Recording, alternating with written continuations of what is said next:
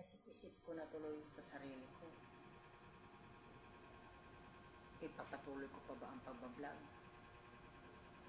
O titigil ako? Kasi ang sabi kasi ng karamihan na kasi ko napapagod ako sa pagbablog. Pero iniisip ko yun, naumpisan ko, patuloy ko pa daw. Bahala na, patuloy ko na yung katarantaduhan ko.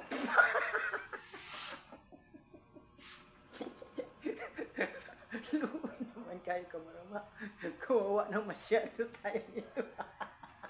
Nag-vlog tayo, wala pa tayong kita. Tapos sasabihin pa nito yung pag mga vlogger mapipira. Asos! Mapipira! Mga pasmado yung buka, mas pasmado yung mga bunganga nyo. Hindi pa nga ako umasinso. Sasabihin nyo, mapira na. Maganda yan.